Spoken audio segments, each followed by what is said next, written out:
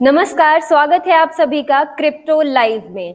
Crypto live हमारा एक खास शो है जिसमें हम जुड़ते हैं अलग अलग क्रिप्टो एक्सपर्ट से और पूछते हैं उनसे कुछ बहुत जरूरी सवाल जो आपके लिए, हम सब के लिए जानना बेहद जरूरी है। ये शो आप तक पहुंचाने में फाउंडर इंडिया की मदद करता है, भारत का सबसे बड़ा क्रिप्टो एक्सचेंज कॉइन डीसीएक्स।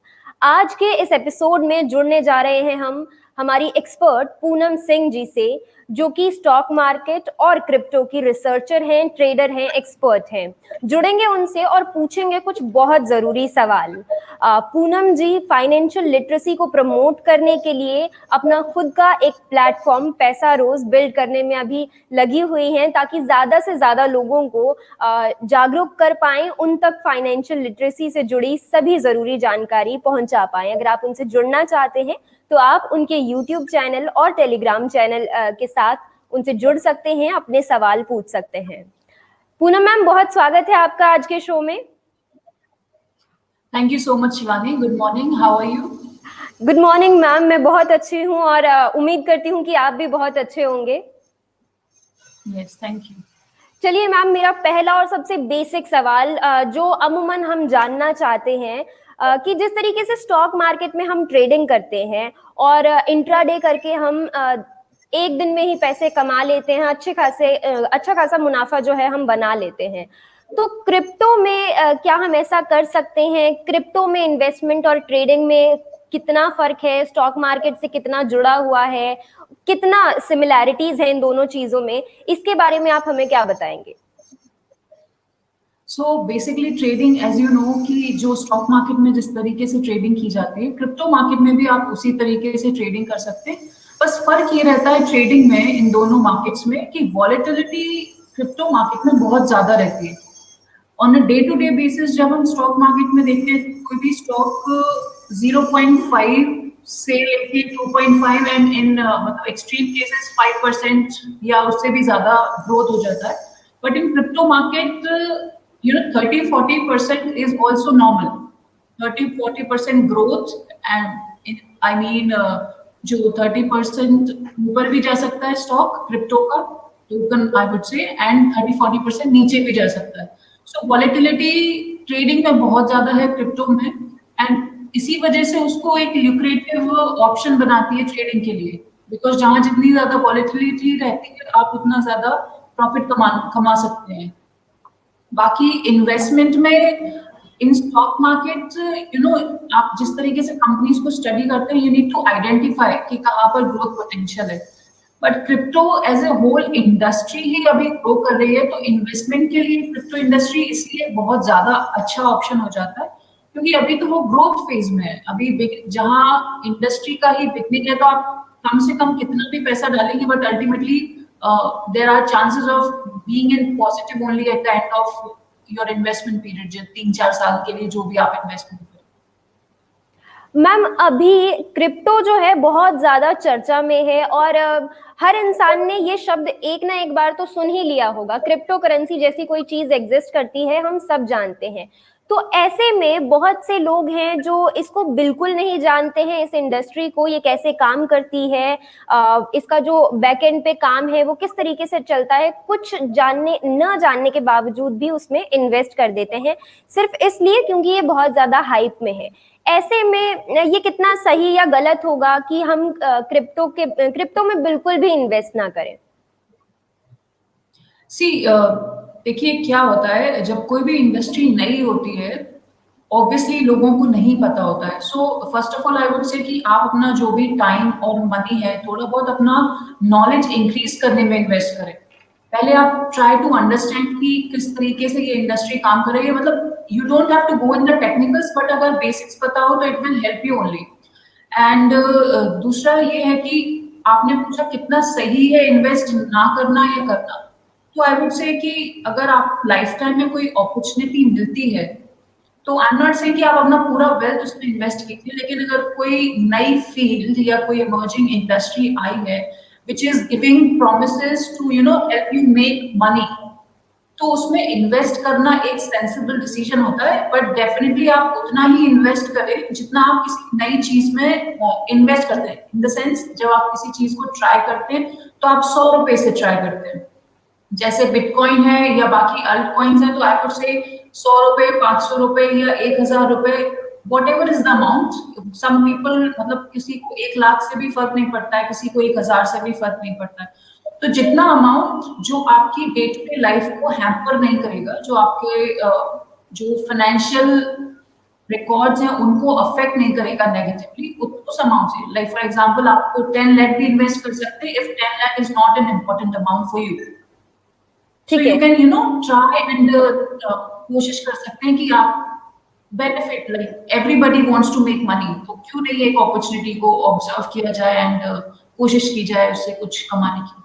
यानी कि क्रिप्टो करेंसी को एक्सप्लोर करना बिल्कुल सही है, लेकिन उसी अमाउंट के साथ हमें शुरुआत करनी चाहिए, जिसका अगर नुकसान भी हो जाए तो भी हमें बहुत ज्यादा उससे फर्क ना पड़े, और डाइवर्सिफिकेशन अगर करके रखेंगे हम हमारे पोर्टफोलियो की, तो शायद वो भी एक हद तक हमारे लिए सही रहेगा। यहाँ पे दूसरा सवाल आता है मैम कि जब भी कोई नया कॉइन लॉन्च होता है तो हम किस तरीके से समझें कि इसका ग्रोथ पोटेंशियल कितना है, किन किन बातों का हमें ध्यान रखना चाहिए?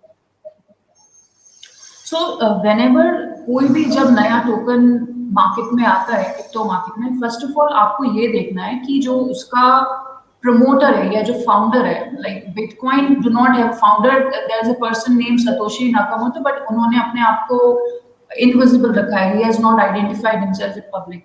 तो सबसे पहले आपको देखना है कि अगर कोई फाउंडर है, जैसे Vitalik Buterin is of Ethereum, तो अगर कोई फाउंडर है उनकी क्या क्रेडिबिलिटी है, नंबर 1।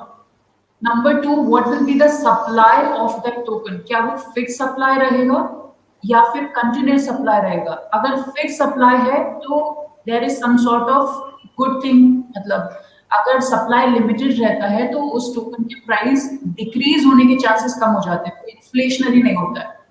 जैसे बिटकॉइन का सप्लाई फिक्स्ड है, लेकिन बाकी टोकन जिनका सप्लाई फिक्स नहीं है, वो लॉन्ग टर्म में प्राइस इनके डिक्रीज होने के चांसेस रहते हैं इन्फ्लेशन की वजह से। जितना ज्यादा सप्लाई बढ़ता जाएगा उतना उनका प्राइस गिरता चला जाता है, मार्केट से सिंपल डिमांड एंड सप्लाई। उसके बाद आपको ये देखना है कि क्या ये किसी प्रॉब्लम को सॉल्व कर रहा है। फॉर एग्जाम्पल, जब हम रिपल को देखते हैं, ये ग्लोबल पेमेंट प्रॉब्लम को सॉल्व करता है। तो जब कोई भी नया टोकन मार्केट में आता है तो आपको ये देखना है कि क्या इससे कोई प्रॉब्लम सॉल्व हो रही है, जिसको प्रेजेंट टेक्नोलॉजी इज नॉट सही तरीके से सॉल्व नहीं कर पाए, क्या ये टोकन उसको सॉल्व कर रहा है। अगर हाँ, तो it is having potential in the long run और उसमें इन्वेस्ट करना जायज बनता है। दूसरा, क्या ये किसी, मतलब सिक्योरिटी हमको देखना है। कोई भी जब नया टोकन इंडस्ट्री में आता है तो वी नीड टू सी कि ये कितना सिक्योर है। सिक्योरिटी इसलिए इम्पोर्टेंट हो जाती है ताकि, क्योंकि ये सब टेक्नोलॉजी है एंड टेक्नोलॉजी में बहुत सारे स्कैम्स होते हैं, हैकर्स रहते हैं, तो वी नीड टू चेक कि ये जो टोकन मार्केट में है वो कितना सिक्योर है। उसके लिए वी नीड टू सी कि जो ब्लॉकचेन है क्या वो proof of work like pattern को फॉलो कर रही है। अगर प्रूफ ऑफ वर्क को फॉलो कर रही है तो it is comparatively secure than the ones which are following proof of stake. क्योंकि प्रूफ ऑफ स्टेक में जिसके पास जितना ज्यादा कॉइन होता है उसके पास उतने ज्यादा पावर्स चले जाते हैं। तो proof of work is computational power, जितना ज्यादा एनर्जी और कंप्यूटेशनल पावर लोग ऐड करते जाएंगे उतना ही सिक्योर रहेगा। So proof of work is important whenever you are going for new token जो ऑलरेडी अपना नाम मार्केट में एस्टैब्लिश कर चुके हैं, लेकिन अगर वो प्रूफ ऑफ स्टेक भी फॉलो कर रहे हैं तो भी उनमें इन्वेस्ट करने बनता है। लेकिन जो नया टोकन है उसमें कोशिश कीजिए तो प्रूफ ऑफ वर्क ब्लॉकचेन हो। ठीक है, तो मैम ये तो आपने हमें चेक पॉइंट्स बता दिए हैं कि हमें किन किन बातों का ध्यान रखना है किसी भी कॉइन में इन्वेस्ट करने से पहले। यहाँ पे एक सवाल उठता है कि जब भी कोई नया कॉइन लॉन्च होता है मैम, तो उसकी जो पोटेंशियल होती है ग्रोथ की वो भी बहुत ज्यादा होती है, और वो अगर डूब जाएगा तो उसके चांसेस भी बहुत ज्यादा होते हैं। तो ऐसे में क्या हमें थोड़ा रुक के इन्वेस्ट करना चाहिए, थोड़ा वक्त उसकी परफॉर्मेंस को देख लेना चाहिए, कहीं वो कॉइन फ्रॉड तो नहीं है? तो इन सारे जो फ्रॉड्स हैं इनसे किस तरीके से बचा जाए? बहुत ही सिंपल है किसी भी टोकन को फ्रॉड है या नहीं है ये आइडेंटिफाई करने का। जो जैसे कि मैंने पहले बताया कि आप देखिए कि ये जो टोकन है, क्या मतलब हर टोकन कोशिश करते हैं, जो फाउंडर्स हैं वो व्हाइट पेपर रिलीज करते हैं, तो try to read the white paper. उस व्हाइट पेपर में क्या एक्सप्लेनेशंस दिए हैं, किन ब्लॉकचेन्स को वो फॉलो कर रहे हैं, एंड ये भी देखना जरूरी है कि can you please repeat the question? जी मैम, मेरा सवाल था कि कभी भी कोई नया कॉइन जब लॉन्च होता है तो हम कैसे इस बात का ध्यान रखें कि वो कोई फ्रॉड कॉइन ना हो या कोई फ्रॉड टोकन ना हो? तो उसके लिए हमें बस यूटिलिटी ही देखना पड़ेगा। यूटिलिटी इन द सेंस कि उनका गोल क्या है, व्हाइट पेपर में वो एक्सप्लेन किया जाता है। एंड किस तरीके से जो फाउंडर्स हैं, सबसे पहले जब कोई भी नया टोकन आता है, जैसे Dogecoin was also just a meme coin, लेकिन जब से उन्हें उस टोकन को एलन मस्क ने अडॉप्ट किया है, उस प्रोजेक्ट में कुछ ना कुछ क्रेडिबिलिटी ऐड हो चुकी है। तो सिमिलरली अगर कोई टोकन एक क्रेडिबल इंस्टीट्यूशन लॉन्च कर रहा है, तो उसमें आप इनिशियल फेजेस में भी इन्वेस्ट करना बनता है। लेकिन फ्रॉड है या नहीं है, उसके लिए यू नीड टू सी कि प्रॉपर उसका जो व्हाइट पेपर है, इन इनिशियल स्टेजेस तो व्हाइट पेपर ही एक्सप्लेन कर सकते हैं, फिर फाउंडर्स की क्रेडिबिलिटी, फिर उसका सिक्योरिटी, ब्लॉकचेन, एंड कोई लीगल प्रॉब्लम्स तो नहीं है उस प्रोजेक्ट के साथ। ये सारी चीजें देखकर ही आप उसमें इन्वेस्ट करें। एंड क्योंकि वो बिगनिंग फेजेस में है तो प्राइसेस बहुत कम रहेंगे, तो आप स्मॉल अमाउंट भी इन्वेस्ट कर सकते हैं, जिसको आप लॉन्ग टर्म में मतलब वो प्रॉफिट दे जाता है। ठीक है, यानी कि कोई अगर नया कॉइन लॉन्च होता है तो उसमें करना कुछ नहीं है, थोड़े अमाउंट से हम उसमें शुरुआत कर सकते हैं। लंबे वक्त के लिए इन्वेस्टेड रहेंगे तो हमें पता चल जाएगा कि वो कैसा परफॉर्म कर रहा है, और आने वाले वक्त में जब आपको लगे कि ये ट्रस्ट वर्दी है तो उसके बाद आप जो अपना इन्वेस्टमेंट का अमाउंट है वो उस कॉइन में बढ़ा सकते हैं। साथ ही साथ व्हाइट पेपर को चेक कर लें, ब्लॉकचेन कौन सी फॉलो कर रहा है और उसके ओनर कौन है, किसने उसकी शुरुआत की है, फाउंडर्स कौन है, इन सारी बातों का भी ध्यान रखना जरूरी है। तो मैम ये काफी बड़ा प्रोसेस हो जाता है, काफी सारे फैक्टर्स का हमें ध्यान रखना पड़ेगा। मान लीजिए कि मुझे व्हाइट पेपर मैंने पढ़ने की तो कोशिश की मगर मुझे समझ नहीं आया, तो जिस तरीके से स्टॉक मार्केट में होता है कि बहुत से जो इन्वेस्टर्स हैं वो किसी भी ब्रोकर को अपना जो अमाउंट है वो दे देते हैं और वो ब्रोकर उनके बिहाफ में इन्वेस्टमेंट कर देता है। तो क्या इसी तरीके से हम स्टॉक मार्केट में क्रिप्टो मार्केट में भी इसी तरीके से हम कर सकते हैं? सी एज ऑफ नाउ, अगर आप किसी को भी अपना पैसा देंगे क्रिप्टो मार्केट में इन्वेस्ट करने के लिए, क्योंकि क्रिप्टो मार्केट अभी बिल्कुल नया है, तो आप किसी व्यक्ति को पैसा दें ये सही नहीं है। बिकॉज इस वजह से क्या हो रहा है, बहुत सारे फ्रॉड्स और स्कैम्स भी इंडस्ट्री में हो रहे हैं। आप किसी को भी अपना पैसा नहीं देना चाहिए। इस इंडस्ट्री को डिसेंट्रलाइज किया गया है इसीलिए ताकि आपका जो पैसा है आपके कंट्रोल में रहे। बट हाँ, आप किसी से अपना कंसल्टेशन ले सकते हैं, किसी से आप जानकारी ले सकते हैं, किसी से आप समझने में मदद ले सकते हैं। क्योंकि अभी इस समय इंडस्ट्री में ऐसे बहुत सारे लोग सामने आ रहे हैं जो आपसे पैसा मांग रहे हैं ये प्रोमिस के साथ कि वो पैसा डबल कर देंगे। तो मैं अभी आपको ये बिल्कुल भी सजेस्ट नहीं करूंगी कि आप अपना पैसा किसी को दे दीजिए जिसको जानकारी है क्रिप्टो मार्केट की, जो आपको इन्वेस्ट करके कुछ रिटर्न देगा। ये basically it's like giving your money to get go in vain। तो किसी को भी अपना पैसा देना सही नहीं है, लेकिन हाँ आप जानकारी ले सकते हैं उस व्यक्ति से।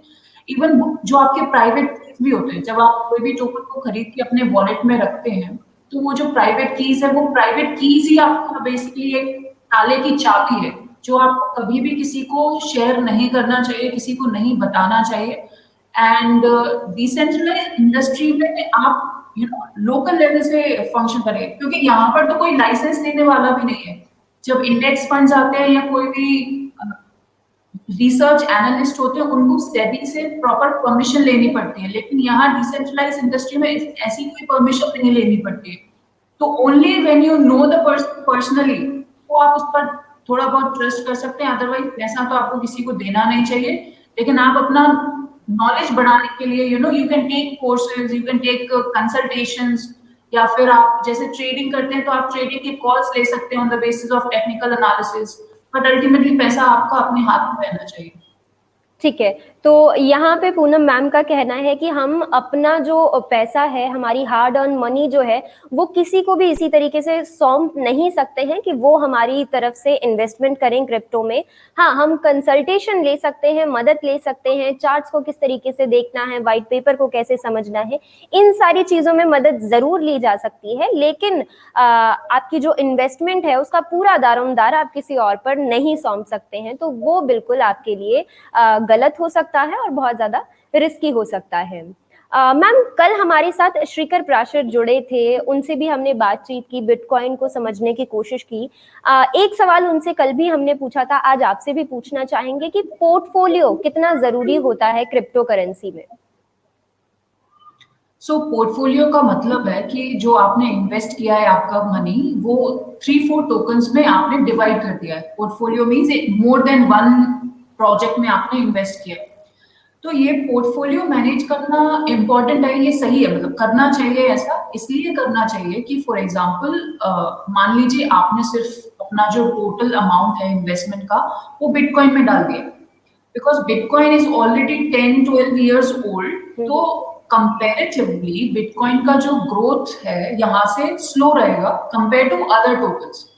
जैसे हम देख रहे हैं कि XRP हुआ या ट्रोन हुआ या मैटिक हुआ, they are now growing at a more rapid pace compared to Bitcoin. तो पोर्टफोलियो जब आप मैनेज करेंगे तो मान लीजिए कोई एक प्रोजेक्ट ऐसा निकला जिसकी रफ्तार बाकी सारे प्रोजेक्ट से ज्यादा तेज रही, तो वो आपको एक इकलौता प्रोजेक्ट उतना रिटर्न दे जाएगा जो कि मान लीजिए बाकी सारे जो अल्टरनेट जो भी आपके इन्वेस्टमेंट है वो नहीं दे पाएंगे। तो डाइवर्सिफिकेशन और पोर्टफोलियो मैनेजमेंट इसलिए इम्पोर्टेंट रहता है कि कोई भी अपॉर्चुनिटी है by chance, and as we know, जैसे हम स्टॉक मार्केट में भी देखते हैं कि सारे कंपनीज एक तरीके से एक ही रेट पर ग्रो नहीं करते हैं। सम कंपनीज का फंडामेंटल स्ट्रॉन्ग रहता है, तो जैसे हमारा Indian national project only Matic is growing comparatively at a good pace with other projects. Matic हो गया, सोल, कंपाउंड, ये सारे प्रोजेक्ट्स, तो इसलिए डाइवर्सिफिकेशन इंपॉर्टेंट है, पोर्टफोलियो मैनेज करके रखना चाहिए। बट आई वुड से उस पोर्टफोलियो में 50% बिटकॉइन रखिए एंड बाकी 50% जो आपका कैपिटल है उसको डाइवर्सिफाई कीजिए बिटवीन डिफरेंट कॉइन्स। ठीक है, तो ये आपने बहुत ही सिंप्लीफाई कर दिया है हमारे दर्शकों के लिए कि आप जितना भी क्रिप्टो में इन्वेस्ट कर रहे हैं उसमें कम से कम 50% जो है वो आप बिटकॉइन के लिए रखिए, और बाकी जो कॉइन्स आप एक्सप्लोर कर रहे हैं उसका जो आपके पोर्टफोलियो का 50% है वो उन कॉइन्स में लगाइए। तो इससे क्या होगा, आपका रिस्क मैनेज हो जाएगा, डाइवर्सिफिकेशन आपकी होगी, और जो भी कॉइन अच्छी ग्रोथ दे सकता है वो देगा और आपको रिजल्ट अच्छे मिलने के चांसेस होंगे और रिस्क जो है वो आपका कम हो जाएगा। पूनम मैम, आप हमेशा हमारे साथ जुड़ते हैं और बहुत ही अच्छे तरीके से आप हमारी ऑडियंस को बताते हैं कि किस तरीके से इन्वेस्ट करें, हमारे डाउट्स क्लियर करते हैं, इसके लिए आपका बहुत धन्यवाद। Thank you so much, it's a pleasure to be here always. Thank you so much ma'am. तो ये थी पूनम सिंह, हमारे साथ रिसर्चर हैं क्रिप्टो के, पैसा रोज को अभी बिल्ड कर रही हैं, टेलीग्राम और यूट्यूब चैनल पे ये अवेलेबल रहती हैं, वहां पे आप इनसे जुड़ सकते हैं, अपने सवाल पूछ सकते हैं। आज हमने क्रिप्टो से जुड़े कुछ बहुत ही इंपॉर्टेंट क्वेश्चंस को कवर किया है, इन्वेस्टमेंट और ट्रेडिंग किस तरीके से अलग है ये जाना है, अपना पोर्टफोलियो किस तरीके से हम बनाएं क्रिप्टो करेंसी में, ये एक बहुत इंपॉर्टेंट क्वेश्चन होता है, उसे भी आज के इस एपिसोड में हमने एड्रेस किया है। अगर आपका कोई क्रिप्टो से जुड़ा सवाल है तो वो आप हमें बता सकते हैं, लिख के भेज सकते हैं, हम कल के एपिसोड में उसे पूछेंगे, हमारे एक्सपर्ट से जानने की कोशिश करेंगे आपके सवालों के जवाब। तो हमें दीजिए इजाजत, मार्केट लाइव का सफर इसी तरीके से चलता रहेगा। एलेक्स सर आपके साथ जुड़ेंगे, हमारे एक्सपर्ट्स आपके साथ जुड़ेंगे, तो स्टॉक मार्केट से जुड़े आपके जो भी सवाल हैं वो आप पूछते रहिए लगातार। हमें दीजिए इजाजत, क्रिप्टो लाइव लेकर कल जुड़ेंगे आपके साथ। बहुत धन्यवाद।